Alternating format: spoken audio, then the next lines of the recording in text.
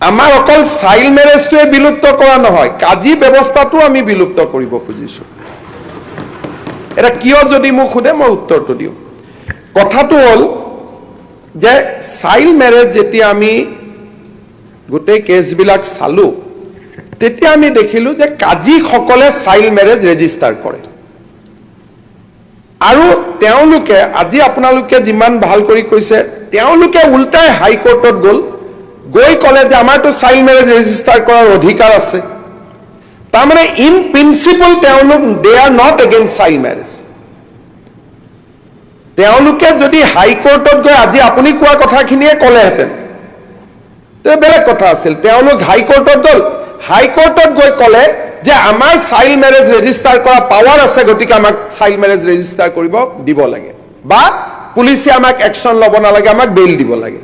তেতিয়া হাইকোৰ্টে বেইল দি দিলে যে under the Muslim registration act কাজীৰ চাইল্ড মেৰেজ ৰেজিষ্টাৰ কৰা যিহেতু পাৱাৰ আছে, তেওঁলোকে এইটো ৰেজিষ্টাৰ কৰিছে, এইটোক আমি কোনো ভুল ধৰিব নালাগে যেতিয়ালৈকে সদনে এখন সলনি নকৰে। তাৰমানে তেওঁলোকৰ মনটো কি? তেওঁলোকৰ মনটো হ'ল যে তেওঁলোক বিশ্বাসযোগ্য ব্যক্তি নহয় ইনষ্টিটিউশ্যনটো, কাৰণ এইটো এটা প্ৰাইভেট ইনষ্টিটিউট। কাজীসকলে আকৌ কি কৰে, আইনত লিখাই নাই, চাব কাজী এপইণ্ট কৰি দিয়ে। আজি আপোনালোকে চাব যি কাজী ব্যৱস্থাত চাব কেজি তেওঁলোকে কৰিব নোৱাৰে, তেওঁলোকে চাব কাজীও এপইণ্ট কৰি দিয়ে। গাঁৱে ভূঞে আনঅথৰাইজ মানুহে মুছলিম মেৰেজ ৰেজিষ্টাৰ কৰে।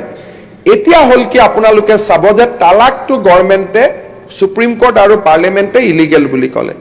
এতিয়া তালাকৰ ওপৰত বহুত কেছ আহিব কোৰ্টত, মেইনটেনেন্স বিচাৰিব, কিবা বিচাৰিব। কাজীসকলে বহুত ক্ষেত্ৰত আইনটো পালন নকৰাকৈ ৰাতি ৰাতি তালাক কৰি দিয়ে। বহুত উদাহৰণ আছে। আফটাৰ সুপ্ৰিম কোৰ্ট আৰু লোকসভাত আইন পাছ হৈ গ'ল, চবে আদৰণি জনালে যে তালাক should be through A system, আৰু তালাক হ'লেও মেইনটেনেন্স পাব লাগিব। এতিয়া তালাকৰ ওপৰত নতুন আইন আহিলে, গতিকে এই গোটেই আগত 1935ৰ পৰিৱেশতকৈ এতিয়া পৰিৱেশটো যথেষ্ট পৰিৱৰ্তন হৈ গ'ল। যে বিয়াৰ বুলি ক'লো যে তাৰ দুইজন ল'ৰা ছাপ'জ পঢ়া নাই, বাৰ্থ চাৰ্টিফিকেট নাই, এতিয়া বয়সটো হৈছে নে নাই, মেডিকেল ৰিপৰ্ট লাগিব। স্পৰ্টছত যেনেকৈ আমি মেডিকেল ৰিপৰ্ট লওঁ, বন চালে বাই এক্সামিনিং বন আমি গম পাওঁ যে তাৰ একজেক্ট এজ কিমান। দাঁত চালে ডক্টৰে পৰীক্ষা কৰিলে মাহ পৰ্যন্ত কৈ দিব পাৰে যে এই মানুহজনৰ বয়স ইমান। এতিয়া কাজী এজন ব্যক্তিগত মানুহে এই কামবোৰ কৰিব জানো? গতিকে চাইল্ড মেৰেজটো যদি সঁচাকৈ আপোনালোকে কমাব খুজিছে, আপোনালোকে সদনত কৈছে যেতিয়া ময়ো ভাবিছো যে হয় যে আমি চাইল্ড মেৰেজৰ বিৰোধী। যদি চাইল্ড মেৰেজৰ বিৰোধী চৰকাৰৰ অফিচাৰ এজনে যদি বিয়াটো ৰেজিষ্ট্ৰেশ্যন কৰে, তাত MLAৰ কথাও চলিব, বিধানসভাত প্ৰশ্ন আনিব পাৰিব, কাৰণ সি চাব ৰেজিষ্টাৰ, বিধানসভাৰ প্ৰতি দায়বদ্ধ হ'ব, প্ৰত্যেক জবাব দিব লাগিব। আপোনালোকে কুৱেশ্যন সুধিব যে এইখন বিয়া ৰেজিষ্ট্ৰেশ্যন কেনেকৈ হ'ল, কম্পিউটাৰ হ'ব লাগিব, ৰেজিষ্ট্ৰেশ্যন চাৰ্টিফিকেট হ'ব লাগিব, ধৰিত্ৰী পৰ্টেলৰ দৰে দেখা পাই থাকিব। এতিয়া ব্যক্তিগত মানুহ এজনে যদি এইটো যদি আমি যদি দায়িত্ব দিওঁ, তেতিয়াহ'লে ব্যক্তিগত মানুহ এজনেতো কৰিব নোৱাৰে। সুপ্ৰিম কোৰ্ট অফ ইণ্ডিয়াই অশ্বিনী কুমাৰ ভাৰ্চেছ সীমা ভাৰ্চেছ অশ্বিনী কুমাৰক আমাক নিৰ্দেশ দিছে।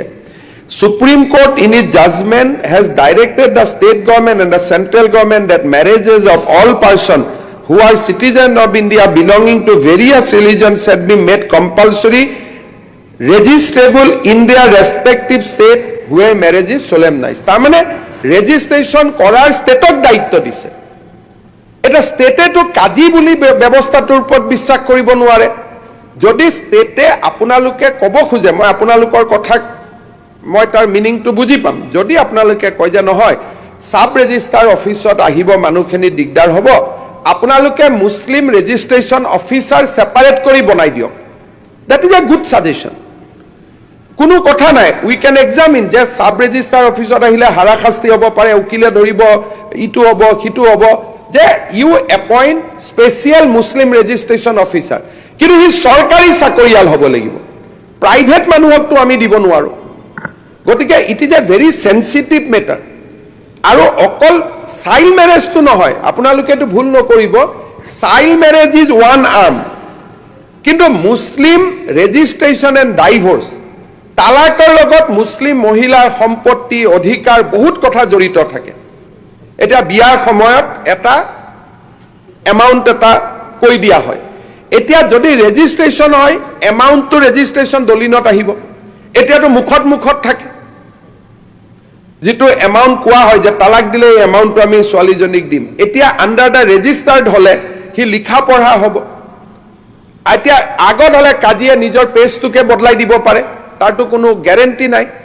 যদি কাজীয়ে মুছলিম বিয়া ৰেজিষ্টাৰ কৰিব পাৰে, তেতিয়া মাটি বাৰী ৰেজিষ্টাৰ কৰিবৰ কাৰণেও আমি কাৰোবাক প্ৰাইভেট মানুহক দায়িত্ব দি দিব পাৰোঁ, দুইটাতো একেই কথা। সেইকাৰণে কাজীসকল মোৰ তাতো আহিছিল, 35ৰ পৰা তেওঁলোকে আজিলৈকে চলালে। এতিয়া নতুন ব্যৱস্থা এটাক সময় দিয়াৰ সময় আহি পৰিছে।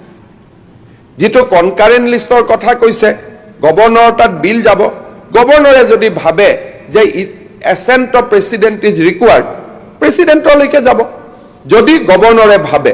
কিন্তু কনকাৰেণ্ট লিষ্টত কাজীৰ ব্যৱস্থাটো আমাৰ স্বাধীন ভাৰতত সেইখন আইন কম্পালচৰি আইন হয়নে নহয় সেইটো ৰাজ্যপাল মহোদয়ে চাব, তেওঁৰ এইটো অধিকাৰ ক্ষেত্ৰ। তেওঁ যদি ভাবে যে কোনোবা এখন ষ্টেট এক্ট এমেণ্ডমেণ্ট কৰোঁতে কোনোবা চেণ্ট্ৰেল এক্টৰ লগত কনফ্লিক্ট হৈছে, then he will withhold the assent and he will send it to the President of India. আৰু প্ৰেচিডেণ্ট অফ ইণ্ডিয়াই যদি এছেণ্ট দিয়ে, চেণ্ট্ৰেল এক্টৰ লগত কনফ্লিক্ট হ'লেও আমাৰ বিধানসভাৰ আইনখন ছাৰ্ভাইভ কৰিব। আৰু এইটো কয় state amendment to the central legislation. গতিকে এই ক্ষেত্ৰত মই ভাবোঁ যে এটা ভুল ধাৰণা যাব নালাগে যে we are amending the Sharia act. No, we are only repealing the Muslim registration act. কাৰণ সুপ্ৰিম কোৰ্টে 2006 চনত ভাৰ্ডিক্ট দিয়াৰ পিছত 1935ৰ এক্টখন অলৰেডি অবছলেট হৈ গৈছে। আমাৰ গুৱাহাটী হাইকোৰ্টেও যেতিয়া জাজমেণ্টখিনি দিছিলে, তেওঁলোকেও এইটো বিবেচনা কৰা নাছিলে যে সুপ্ৰিম কোৰ্টে অলৰেডি ষ্টেটক অৰ্ডাৰ দি থৈ দিছে যে এইটো আমি এমেণ্ড কৰিবই লাগিব, কম্পালচৰি ৰেজিষ্ট্ৰেশ্যন কৰিবই লাগিব। আৰু যদি আমি কম্পালচৰি ৰেজিষ্ট্ৰেশ্যন কৰিবই লাগে, তেতিয়াহ'লে why will do it with a private people? কাজীসকলটো প্ৰাইভেট ব্যক্তি, চাব ৰেজিষ্টাৰে কৰিলে এছেম্বলিত কুৱেশ্যন আহিব, ডকুমেণ্ট পৰ্টেলত আহিব, চাব পাৰিব, নিয়ম হ'ব। এইটোতো মুছলিম মানুহৰ কাৰণে ভালহে হ'ব।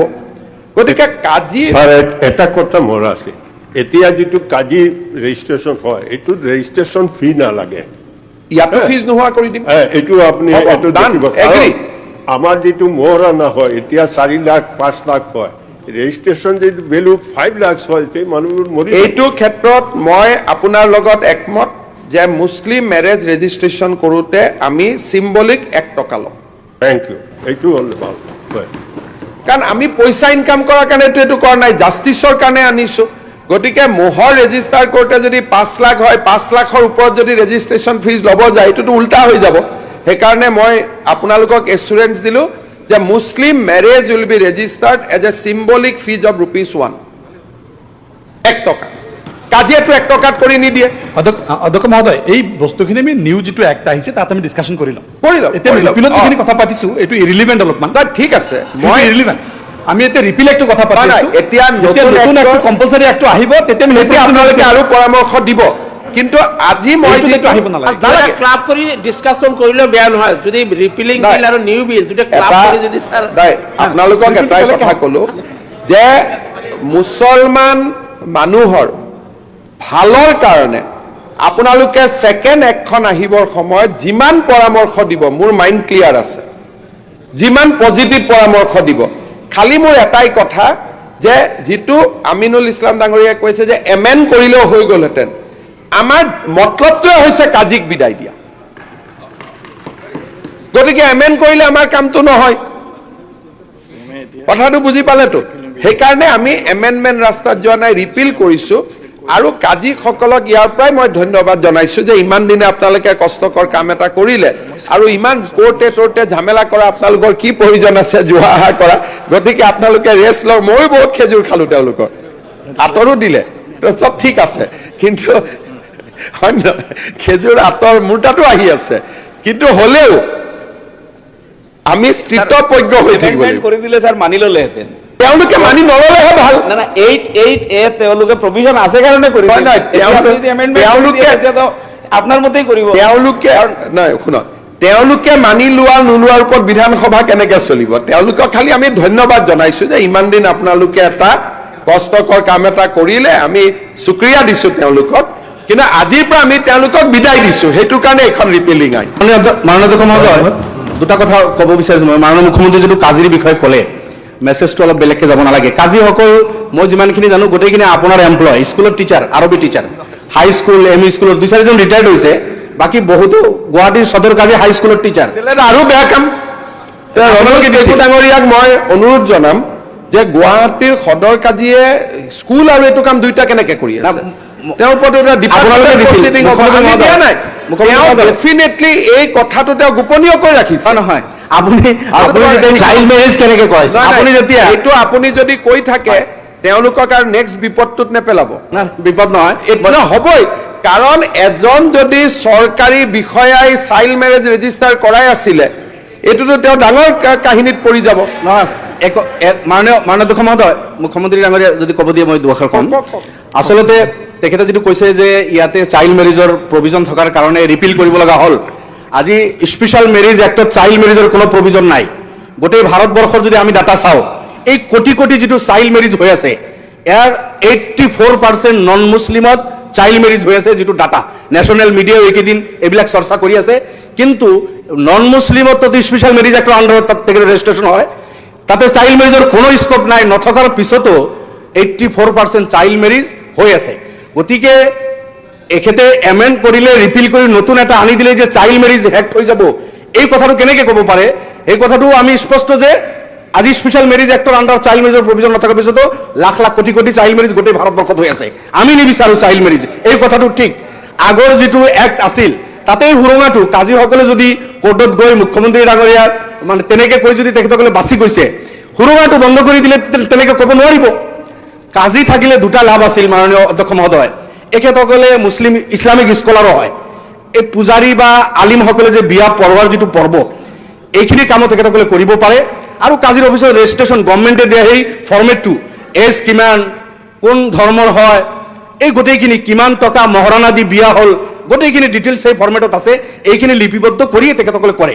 আৰু চাইল্ড মেৰেজ প্ৰহিবিশ্যন এক্ট অহাৰ পিছত তেখেতসকলেতো সেই ফৰ্মেটত এই কথাখিনি লিখিব নোৱাৰে, যিহেতু সেই এক্টৰ আণ্ডাৰত তেখেতসকলক আনি শাস্তি দিয়াৰ এটা ব্যৱস্থা আছে। মই ভাবো কোনেও কাজি কিজানি চাইল্ড মেৰেজ প্ৰহিবিশ্যন এক্টৰ পিছত তেনেকুৱা কাম কৰা নাছিল। দুঃসাহসভাৱে যদি কোনোবা কৰিছিল, এই আইনৰ আওতাত আনি তেখেতক শাস্তি দিয়াৰ প্ৰভিজন আছে। গতিকে এনেকুৱা হ'ব নালাগে যে সেই কাজিসকল, কাজিটো মাত্ৰ 90 কাজি আছিল গোটেই অসমত, খুব বেছি নাছিল। আৰু মাননীয় মুখ্যমন্ত্ৰীৰ লগত তেখেত নিজেও শিক্ষামন্ত্ৰী আছিল। মই যিমানখিনি জানো এইসকল স্কুল টাইম নহয়, স্কুল টাইমত তেখেতসকলে স্কুল পঢ়াইছে। ইয়াৰ পিছত বিয়া সাধাৰণতে জানে আমাৰ মুছলিম সমাজত ৰাতি হয়। অভাৰ ডিউটি তেখেতে কৰি যদি কোনো এই কাম কৰিছে, আপোনাৰ কিবা স্পেচিফিক আছে? স্পেচিফিক এইটোৱে ৰিপিলিং যিটো বিল অনা হৈছে, ৰিপিলিং বিলটো ৰিপিল কৰি। মাননীয় অধ্যক্ষ মহোদয়, আমাৰ বিধায়ক মনোৰঞ্জন তালুকদাৰক সুধিব পাৰে, কেৰালাত CPM গভৰ্ণমেণ্ট, তাতো Muslim marriage is registered with the state government, কাজিয়া নকৰে। ইণ্ডিয়াৰ আটাইতকৈ মুছলিম পপুলেশ্যন ষ্টেট হ'ল জম্মু কাশ্মীৰ। জম্মু কাশ্মীৰত Muslim registration is done with the state government, not with Qazi. ইণ্ডিয়াত মুছলিম বহুল ৰাজ্য কেইখন? কেৰালা, অসম, পশ্চিমবংগ, জম্মু কাশ্মীৰ। জম্মু কাশ্মীৰত already registration is done with the state government. কেৰালাত registration is done with the state government. Second কথা, আজি আপুনি মোক যিটো আকৌ এটা ভয়ংকৰ নতুন তথ্য দিলে, মইতো এটা ভয় খাই আছো যে তেওঁলোক শিক্ষকো। এইটোতো আৰু এটা নতুন তথ্য হৈ গ'ল। গতিকে শিক্ষকক আমি কিয় কাজি হ'ব দিম? শিক্ষককতো কাজি হ'ব দিয়াৰ কথাই নুঠে। সেইকাৰণে আপোনালোকক মই মোটামুটি ক'লো যে মোৰ উদ্দেশ্যটো হ'ল চাইল্ড মেৰেজ নিৰ্মূল কৰা আৰু কাজি ব্যৱস্থাটো নিৰ্মূল কৰা। গতিকে আমাৰ উদ্দেশ্যটো এটা উদ্দেশ্য নহয় যে অকল চাইল্ড মেৰেজটো বন্ধ কৰা। Muslim marriage is now very very serious subject. আৰু তালাক মুছলিম ওমেন্সৰ ৰাইটছৰ ওপৰত সুপ্ৰিম কোৰ্টৰ ইমান জাজমেণ্ট আহি আছে যে it is now a serious business, it is no' longer a business what has been envisages in 1935। Colonial পিৰিয়ডৰ যিটো চিন্তা আৰু স্বাধীন দেশৰ চিন্তাটো সদায় পৃথক হ'ব। আৰু আপোনালোকে মই বুজি পোৱা নাই যে 90 জন ব্যক্তিৰ কাৰণে কিয় কৈ আছে, সমগ্ৰ মুছলিম মহিলাৰ সুৰক্ষাৰ কাৰণে কিয় কোৱা নাই? যদি গভৰ্ণমেণ্টত ৰেজিষ্টাৰ হয়, দে আৰ প্ৰটেক্টেড, দে আৰ চিকিউৰ্ড। আপোনাৰ মা, আপোনাৰ ছোৱালী, মই নাজানো জনীয়া বিধায়ক মহোদয়ৰ নিজৰ ছোৱালী আছে নে নাই, 2 জনী ছোৱালী। চ' let us talk about your daughter. আপোনাৰ ছোৱালীৰ অধিকাৰৰ বিষয়ে আজি আমি কথা পাতো। 90 জন কাজিক আমি চলাই ল'ম, তেওঁলোকৰতো কোনো অসুবিধা নহয়, ব্যক্তিগত অসুবিধাহে। গতিকে মই তেওঁলোকক আৰ্থিক ক্ষতিপূৰণ এটাও দিম বুলি কৈছো, আৰু শিক্ষকটো হয়েই তেওঁলোক, গতিকে তেওঁলোকৰতো কোনো অসুবিধাই নাই। গতিকে 90 জন ব্যক্তিৰ কাৰণে ইমান এখন ধুনীয়া প্ৰগ্ৰেছিভ আইনক আপোনালোকে কিয় বিৰোধিতা কৰে? যে চৰকাৰত ৰেজিষ্ট্ৰেশ্যন হ'ব, ডকুমেণ্ট থাকিব, কোনোবাই তালাক হ'লে, মোহৰানা হ'লে as per the registration documents তেওঁলোকে পাব পাৰিব। এটা ইমান ছোৱালীসকলৰ কাৰণে ভাল ব্যৱস্থা হ'ব। গতিকে মই ভাবোঁ যে 90 জন কাজিৰ কথাটো চিন্তাক বাদ দি, কাৰণ কেৰেলাততো আজি যদি মই এনেকুৱা কিবা ঘটনা হ'লহেঁতেন, কেৰেলা মানুহেতো অলৰেডি অপ'জ কৰিলেহেঁতেন, জম্মু কাশ্মীৰৰ মানুহেতো অলৰেডি অপ'জ কৰিলেহেঁতেন। এতিয়া মই চালে হয়তো বুজি পাম, কেৰেলাৰ আইনখন হয়তো আইডাৰ কংগ্ৰেছ নহ'লে CPM-এ আনা, কাৰণ তাততো কেতিয়াও বিজেপিৰ চৰকাৰ হোৱাই নাই। সেইকাৰণে আপোনালোকে এইটোক আপত্তি নকৰিব। 90 জন মানুহৰ লগত এদিন আমি বহি চাহ তাহ খাই ল'ম, তেওঁলোকে অলপ মনত দুখ পাব, তেওঁলোকক ভালকৈ বুজাই বঢ়াই আমি পিঠিত থপৰিয়াই পেলাই তেওঁলোকক আমি ধন্যবাদ দি বিষয়টো সামৰণি মাৰিম। কিন্তু এইটো সুপ্ৰিম কোৰ্টৰ অৰ্ডাৰ, কম্পালচৰি ৰেজিষ্ট্ৰেশ্যন হ'বই লাগিব।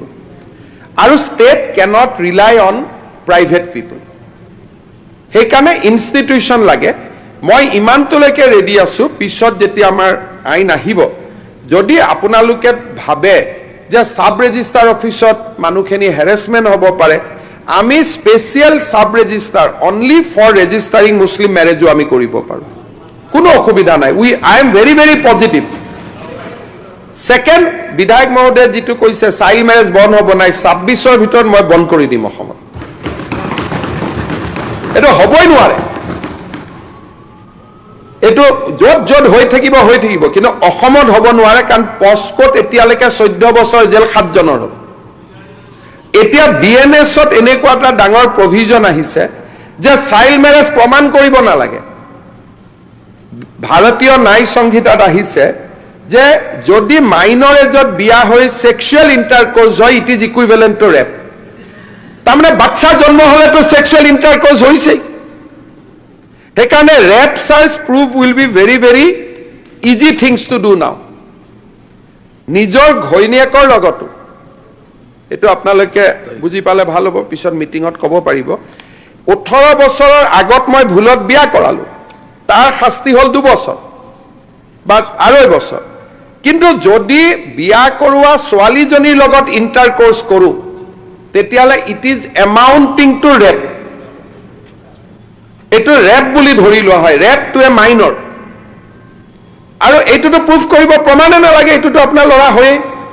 ল'ৰাটো খালি DNA-টো টেষ্ট কৰি ল'ব লাগে, বাপেক আৰু ল'ৰাটো DNA একে হয় নহয়, ছোৱালীজনীৰ DNA একো হয় নহয়, তাত আৰু বেলেগ একো প্ৰুফে নালাগে।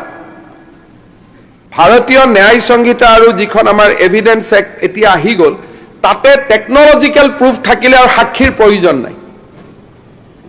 তাত যদি টেকনলজিকেলি প্ৰুফ হৈ যায় যে এই ল'ৰাজনৰ বয়স ডাক্তৰে পৰীক্ষা কৰিলে 19 বছৰ, ছোৱালীজনীৰ বয়স 18 বছৰ, তেওঁলোকৰ এটা বাচ্চা আছে, গতিকে হাজবেণ্ডজন জেল হোৱাটো খাটাং।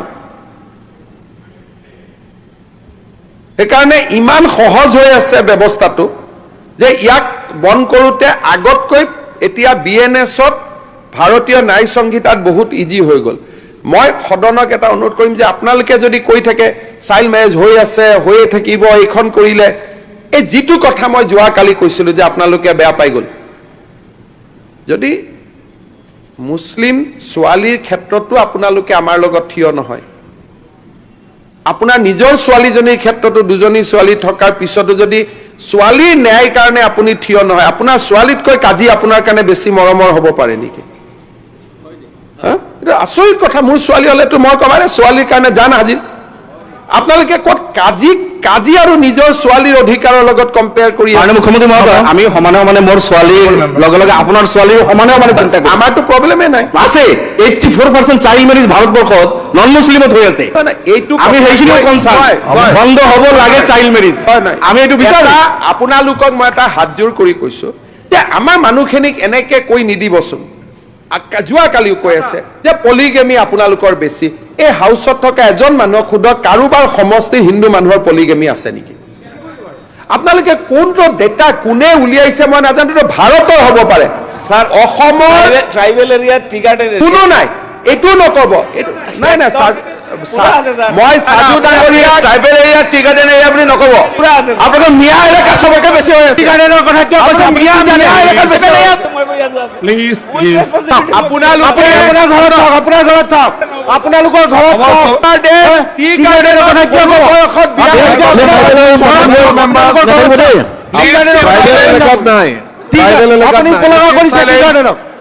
আপুনি এটা ভুল কথা নকব। এইবিলাকে বাহিৰত সংঘাত কৰে। চাহ জনজাতিৰ কোনোবা ছোৱালী নহয়, আপোনাক মই কাৰেক্ট কৰি দিছো, কোনোবা ছোৱালী ল'ৰাই কম বয়সত বিয়া কৰিব পাৰে, কিন্তু দুজনী বিয়া নকৰে। এইটো অসম্ভৱ। চাইল্ড মেৰেজটো আছে বুলি ময়ো কৈছো। সেইকাৰণে চাইল্ড মেৰেজতো আমি এৰেষ্ট কৰোঁতে হিন্দু মুছলমান দুইটা এৰেষ্ট হৈছে। কিন্তু পলিগেমি, যোৱা সিদিনাখন যে কৈ আছে যে polygamy is not prevalent in Assam among the non Muslim. আপোনালোকে ভাৰতৰ ডাটা এটা কৈ আছে, অসমৰ ডাটা কোৱা নাই। ভাৰতৰ বিভিন্ন জিলাত আদিবাসী মানুহৰ মাজত কোনোবা জেগাত থাকিব পাৰে, কিন্তু অসমৰ বড়ো মিচিঙৰ মাজতো পলিগেমি দেখা নাযায়। ভুৱন পেগু ৰনোজ পেগু সুধিব, নহ'লেতো পলিগেমি আইনৰ বিৰুদ্ধে তেওঁলোকে আহি অভিযোগ দিলেহেঁতেন। যিমান কেইখন পলিগেমি আইনৰ বিৰুদ্ধে অভিযোগ আমি পাইছো, সেই গোটেই কেইখন অভিযোগ মুছলমান ইছলাম ধৰ্মাৱলম্বী লোকৰ পৰাহে পাইছো। সিদিনাখন এজন মৌলানা আহিছিল, মই নাম নকওঁ, ডুবাইত থাকে, তেখেত মোক লগ কৰিব আহিছিল। আহি তেওঁ মোৰ আগত কৈছে যে আমাক অলপ পলিগেমিটো এলাউ কৰি দিয়ক, মানে আপুনি এইটো বন্ধ নকৰিব। তেতিয়া মই তেওঁক সুধিলো যে কি কাৰণে লাগে। তেতিয়া তেওঁ মোক কয়, যিটো কৈছে আৰু ইয়াত ক'ব নোৱাৰি, যিটো কাৰণ তেওঁ কৈছে যে এজন ডাঙৰ মৌলানা এটা জমিয়তৰো নেতৃত্ব দিয়ে, গতিকে মই আৰু বেলেগ ক'ব নোখোজো। শুনাৰ পিছত মোৰ মনটো আৰু ডাঠ হৈ গ'ল যে এইটো বন্ধ কৰিবই লাগিব, কাৰণ it is amounting to exploitation of female. আৰু ফিমেল মানে মোৰ ছোৱালী। আপোনালোকক মই এইটো কথা ক'ব খুজিছো যে আমাৰ চাহ বাগিচা অঞ্চলত, জনজাতি অঞ্চলতো চাইল্ড মেৰেজ আছে, নোহোৱা নহয়, কিন্তু পলিগেমি নাই, দুজন তিনিজন বিয়া কৰোৱাটো নাই। সেইকাৰণে ভুল তথ্য যাব নালাগে। যিটো আছে আছে, সেইটোৰ কাৰণে আমি তাতো কথা পাতি আছো। Child marriage is not against Muslim. আমি যে কৈ আছো যে চাইল্ড মেৰেজ বন্ধৰ অভিযান, আপোনালোকে গাত পাতি ল'বই নালাগে। এৰেষ্ট কৰা লিষ্টত যদি চাই, তাত দেখিব হিন্দুও আছে, মুছলমানো আছে। কিন্তু ডাটাই আমাক কয় যে চাউথ চালমা আৰু ধুবুৰী ডিষ্ট্ৰিক্টত, মই ধৰ্মলৈকে যোৱা নাই, চাউথ চালমা আৰু ধুবুৰী ডিষ্ট্ৰিক্টত চাইল্ড মেৰেজ আটাইতকৈ বেছি। এতিয়া এইটো হ'ল ডেটা। সেইকাৰণে মই আপোনালোকক অনুৰোধ কৰিম, ট্ৰাইবেল টি গাৰ্ডেন এইটো বস্তু কৈ পেলাই আৰু বাহিৰত এখন নল'ব। তেতিয়া আপোনালোকৰ ওপৰত গৈ মই কালি কেছ দিব লাগিব, পৰহি কালি মোৰ ওপৰত কেছ দিছে নহয়, গৈ মই কেছ দিব লাগিব যে এওঁলোকে কৰি আছে। কাৰণ ৰেকৰ্ডটোতো হাউচৰ ৰেকৰ্ডটোতো টেপ হৈ থাকে। আপোনালোকেহে টি গাৰ্ডেন আৰু ট্ৰাইবেলক এতিয়া খং উঠাই লৈ আছে, মইতো উঠোৱা নাই। গতিকে এইবিলাক কাম নকৰিব। কাজিখিনিৰ কাৰণে আপোনালোকে ইমান টেনশ্যন নল'ব, এইখিনি মই হেণ্ডেল কৰি ল'ম কিবা। Thank you. আজিৰ কাৰণে আমি কোৱা নাই। ৰিপ্লাই দিলে হৈ গ'ল, দুই চাৰিটা অলপ কনফিউজন হৈছে আৰু ইমান কি ৰিপ্লাই লাগে আৰু চব কথাই কৈ দিলে, কভাৰ কৰিলে। না এটা কথা মাননীয় মুখ্যমন্ত্ৰী ডাঙৰীয়া কৈছে, যদি ষ্টেট লেজিসলেশন এটা সেন্ট্রাল রেগুলেশনের লগত যদি কন্ট্রাডিক্ট হয়, needs a approval from the president. মাননীয় অধ্যক্ষ মহোদয়, কথাটো আপুনি যিটো আইনৰ কথা কৈছে মই আপোনাক শুধৰাই দিছো। কণ্ট্ৰাডিক্ট হয় নে নহয় এইটো গভৰ্ণৰে চাব। যেতিয়া আমি বিলখন এছেণ্টৰ কাৰণে পঠাম, হাউচে নাচায়, হাউচে আইনখন পাছ কৰিব, আগতীয়াকৈ অনুমোদন নহয়। হাউচে আইনখন 254 অফ দ্য কনষ্টিটিউশ্যন পঢ়ি লওক, আগতে হাউচে পাছ কৰিব, ৰাজ্যপালে বিবেচনা কৰিব যে এই আইনখনে কিবা আইনৰ লগত কণ্ট্ৰাডিক্ট কৰে নেকি। যদি তেওঁ ভাবে কণ্ট্ৰাডিক্ট কৰে, তেওঁ ৰাষ্ট্ৰপতিলৈকে পঠাব। না মোৰ কোশ্চেনটা সেইখিনিয়ে অধ্যক্ষ মহোদয়, এইটো গভৰ্ণৰৰ পাৱাৰটো আমি কেনেকে ল'ম? যিটো সংবিধানে, আৰে আমিতো ৰাজ্যপাল, আমাক ৰাষ্ট্ৰপতিয়ে পাতা নাই নহয়, যিটো পাৱাৰ সংবিধানে ৰাজ্যপালক দিছে সেই পাৱাৰটো বিধানসভাই ল'ব নোৱাৰে নহয়। যিটো পাৱাৰ